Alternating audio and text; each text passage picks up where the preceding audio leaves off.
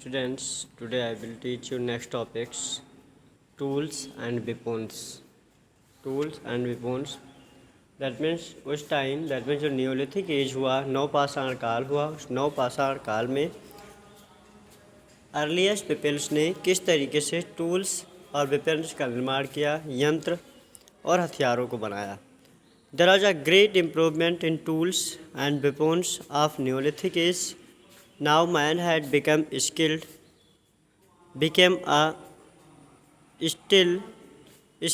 tool maker.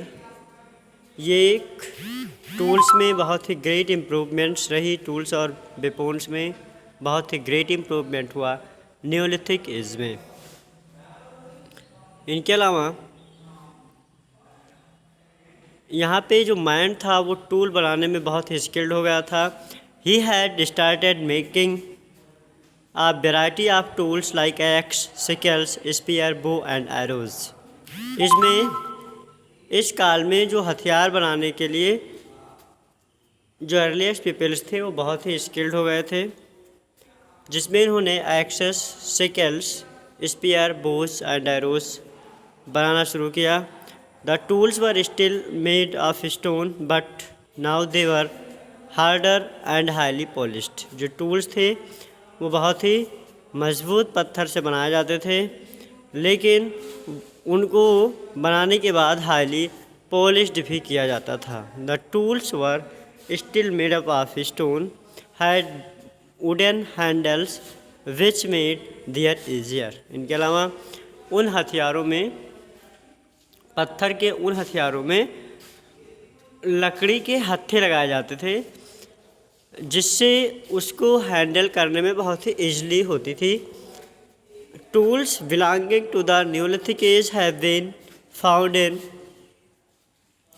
Burzahom and Gufkral in Jammu and Kashmir. जो पूरी तरीके से न्योलिथिक एज के बहुत सारे जो हथियार पाए गए वो बुरझोम में और गुफकराल जम्मू कश्मीर में पाए गए. इनके अलावा चिरंद बिहार में, इनके अलावा फिकलिहल एंड मास्की इन कर्नाटका में और कुछ और भी पार्ट्स में न्योलिथिक एज के जो वेपन्स और टूल्स थे वो पाए गए उड़ीसा और बंगाल के कुछ क्षेत्रों में. डिस्कवरी ऑफ व्हील्स के बारे में देखेंगे. कौन सा ऐसा एज रहा जब ट्रांसपोर्टेशन सिस्टम में बहुत ही ग्रेट इम्प्रूवमेंट्स हुआ. उनमें देखेंगे discovery of wheels. That means जो व्हील्स हुई उस व्हील्स की डिस्कवरी कब और कैसे हुई. The wheels was discovered in Neolithic period. It was an important achievements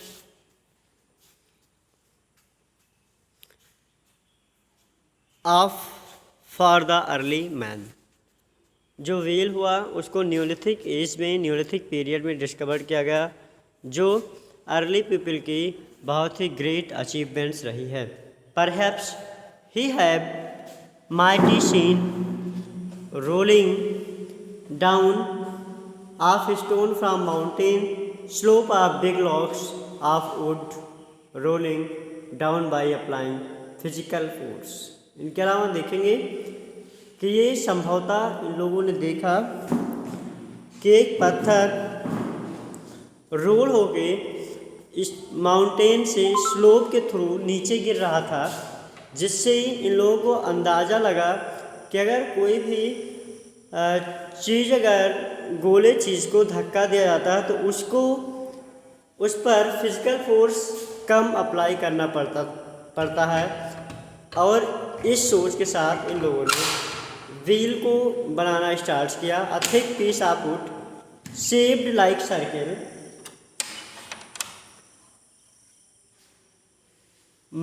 was man's first wheels. एक थिक पीस ऑफ वुड्स हुआ जो सर्कल शेप्ड में हुआ करता था, उसको मैन ने सर्वप्रथम व्हील्स के रूप में यूज किया. With the invention of wheel travelling and transportation become easier. जब व्हील का इन्वेंशन हो गया तो उससे व्हील और ट्रांसपोर्टेशन सिस्टम जो हुआ वो बहुत ही ईजियर हो गया था. In the beginning of wheels were heavy and inconvenients. जो व्हील्स हुई उस व्हील्स की डिस्कवरी के बाद जो मीन्स ऑफ ट्रांसपोर्ट्स हुआ उनमें बहुत ज़्यादा डेवलपमेंट हुआ।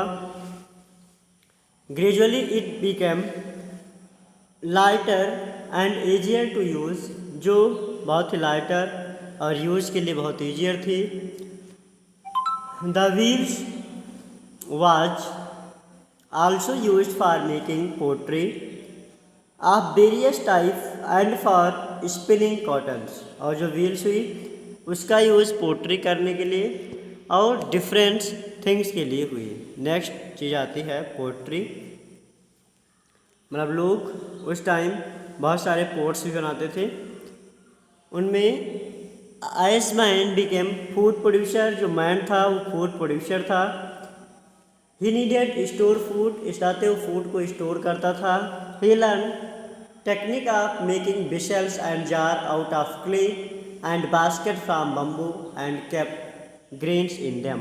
इस नाते इसको अपने फूड ग्रेन को प्रिजर्व करने के लिए उन्होंने विशल्स, जार बनाया जो क्ले या फिर बम्बू के बास्केट से हुआ करता था। Man showed his creativity when he made solid clay pottery by baking on fire. बाद में मैन इसको पूरी तरीके से क्रिएटिव करता था और इस क्ले की पोट्री को फायर पे बेक कर लेता था। After the invention of the potters wheel he could make pots of different shape and sizes. Pots were also used for cooking. इनके अलावा पोटर के व्हील्स के इन्वेंशन के बाद हम देखेंगे कि जो डिफरेंट शेप और साइज में इन लोगों ने पॉट बनाना शुरू किया। जो पॉट्स हुआ उनको फूड को कुक करने के लिए भी यूज़ किया जाता था। ही decorated these pots with various design of animals figure on them. He used red, yellow, brown and orange colors over surface of the pottery. Thus he was gradually becoming an artist and craftsman. बाद में उसको bake करने के साथ साथ जो potters होते थे उस पॉट्स पे कुछ डिजाइनिंग्स, एनिमल्स, फिगर वगैरह बनाते थे और उसको रेड, येलो, ब्राउन या ऑरेंज कलर से उसके सरफेस को कलर कर लेते थे। इस तरीके से ये एक ऐसा काल रहा जब आर्टिस्ट और क्राफ्ट्समैन भी ग्रेजुअली डेवलप्ड हो रहे थे। कम्युनिटीज लाइफ देखेंगे। The early man known wandered in search of food in your group. जो कम्युनिटी लाइफ थी, लोग फूड को खोजने के लिए ग्रुप में ही जाते थे। So they had always some traces on community of life as living in group that saved them from many problem. इस नाते इन लोगों ने बहुत सारी कम्युनिटीज ऑफ लाइफ में प्रॉब्लम आती थी, इस नाते लोग ग्रुप में ही चलते थे। After the introductions of farming began more organise settled community. लेकिन जब खेती करना इन लोगों ने शुरू किया उस टाइम से जिनकी कम्युनिटी लाइफ थी वो लगभग खत्म हो चुके थे। Their cultivated lands had no caves to live in, so he started making huts. The huts were made in close proximity to save themselves from wild animal, then surrounded their huts by common boundary of thick bushes. This led the formations of villages that became more comfortable. अब चूँकि इन लोगों ने खेती करनी start कर दी थी, इस नाते ये लोग अपने कुछ एनिमल, वाइल्ड एनिमल से अपने आप को प्रोटेक्ट करने के लिए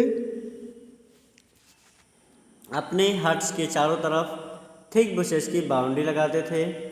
इनके अलावा इस तरीके से गाँव का फार्मेशन हुआ और अब लाइफ जो हुई वो बहुत ही कंफर्टेबल हो चुकी थी। Now he began to spin and weave the cloth. अब क्या हुआ, ये एक ऐसा काल भी रहा जब कपड़े बनाना लोगों ने शुरू किए थे। Dresses of wool cotton to cover his body, dress जो थे इनके ये ऊल और काटन से बनाए जाते थे।